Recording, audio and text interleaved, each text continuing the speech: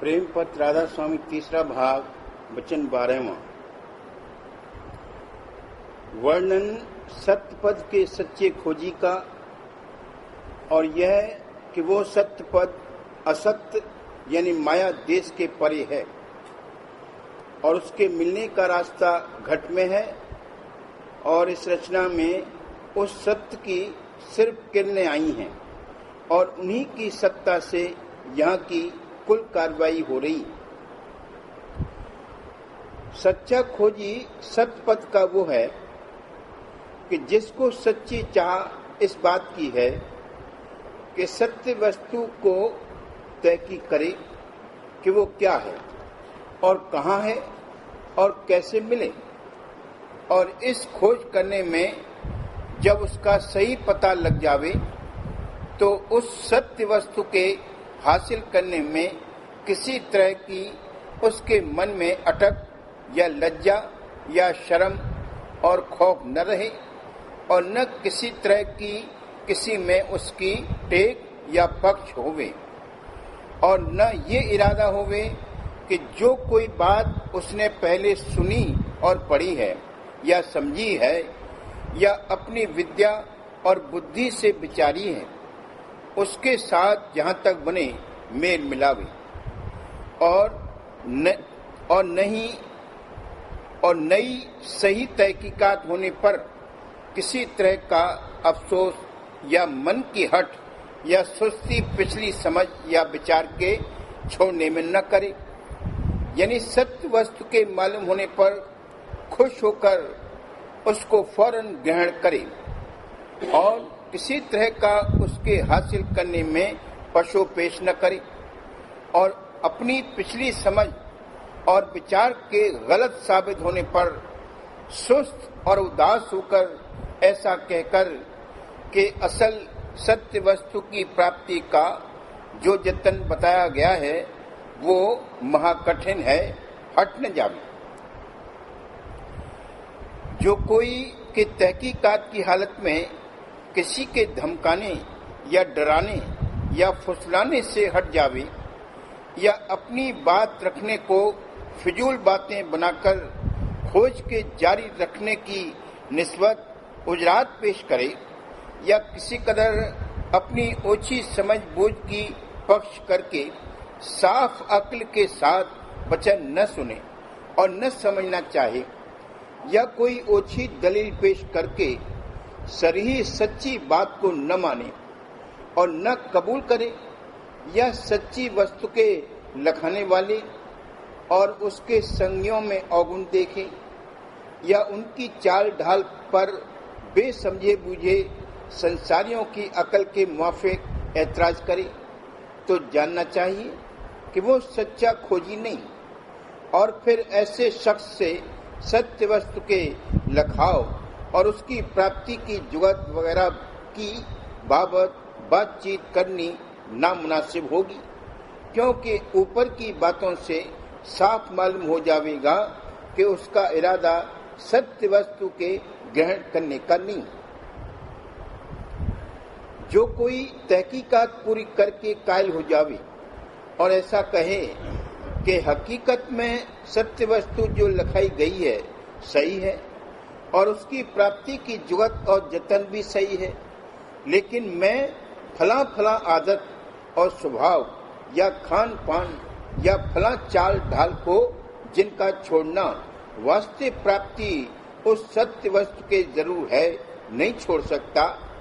तो भी उसका नाम सच्चा और पूरा खोजी और दर्दी नहीं हो सकता और इस वास्ते उससे भेद की बातें कहना मुनासिब न होगा।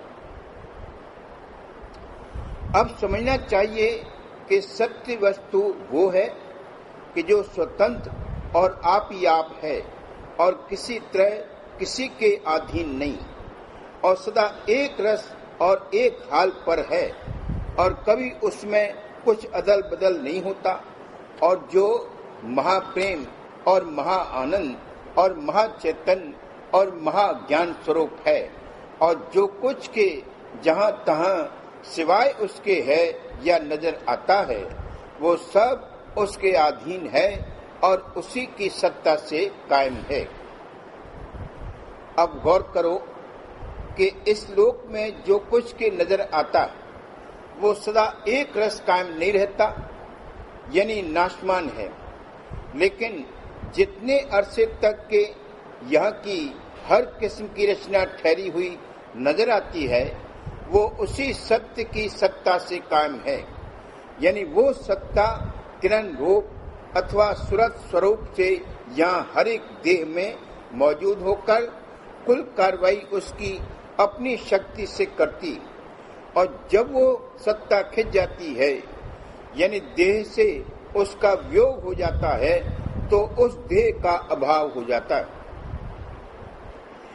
इस सत्ता यानी सूरत में थोड़ी बहुत वही ताकत और शक्ति है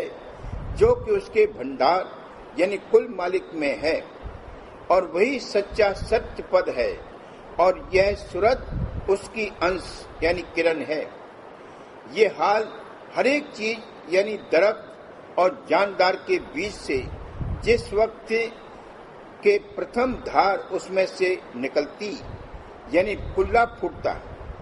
और सूरत अपना ज़हूर करती साफ जाहिर होता कि उसी वक्त से जितनी शक्तियां कुदरत की हैं, जैसे 5 तत्व और 3 गुण और रोशनी और बिजली की शक्ति और खींच शक्ति और हटाव शक्ति और बनाव शक्ति और संहार शक्ति वगैरह हाजिर होकर उस सूरत की ताबेदारी में रल मिलकर उसकी देह के बनाव और बढ़ाव और संभाल में मदद देती हैं। और जब वो सूरत देह को छोड़ती तब यही शक्तियां आपस में लड़ भिड़ कर उस देह के स्वरूप को बिगाड़ देती। इससे सूरत की हुकूमत कुल कुदरत की शक्तियों पर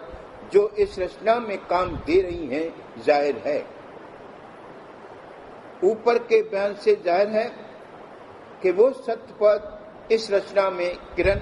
यानी सूरत स्वरूप है। हर एक देह में चाहे वो जमीनी है या आसमानी मौजूद है, और कुल कार्रवाई उस देह की बल्कि और देहियों की जो उसके मुतालिक यानी अधीन हैं अपनी ताकत से कर रहा है। तो जो कोई उस सत्य का खोज करना चाहता है और उससे मिलने की चाह रखता है तो पहले अपने सूरत स्वरूप का खोज करे और उससे मिलकर फिर उसके भंडार का पता लगाकर उससे मिले,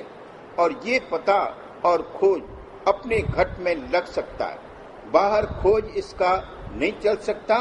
और न कभी बाहर जतन करने से उस सत्य पद से मेला होगा। जाहिर है कि जब तक सूरत का ताल्लुक यानी बंधन देही या और जानदारों और पदार्थों के साथ जो के नाशमान हैं और हमेशा उनकी हालत बदलती रहती रहेगा, तब तक उसको सच्चा यानी अमर सुख प्राप्त नहीं हो सकता और दुख और क्लेश वगैरह से सच्ची निवृत्ति नहीं हो सकती। इस वास्ते जो कोई अमर आनंद और सतपथ की प्राप्ति चाहता है उसको लाजिम है कि सूरत की धार को जो शब्द की धार है पकड़कर अपने घट में उल्टा चले। तो पहले उसको सूरत का स्वरूप जो कि संतों के 10वें द्वार यानी शून्य में है नजर आवेगा,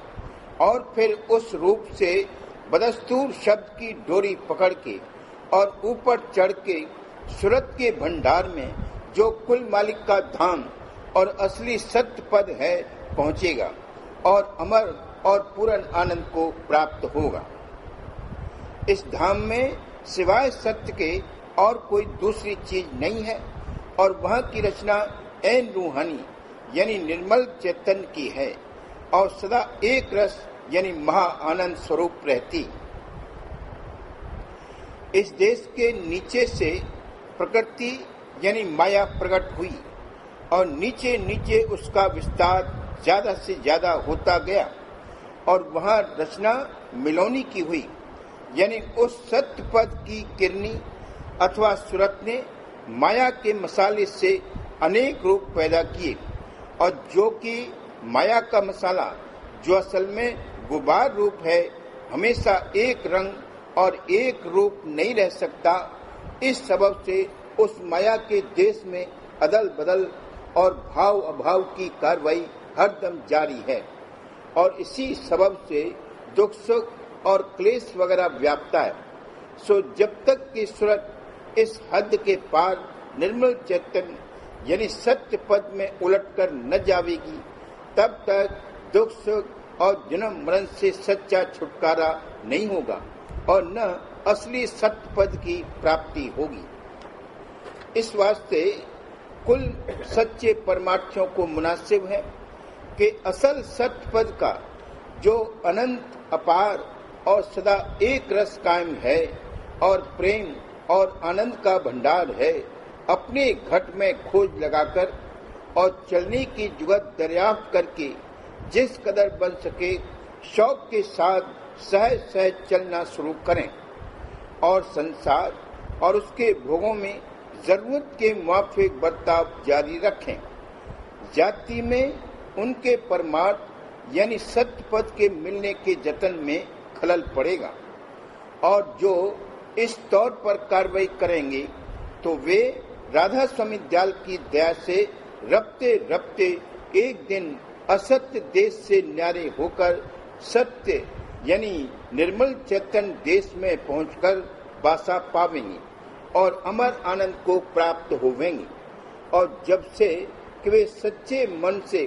प्रेम अंग लेकर अभ्यास शुरू करेंगे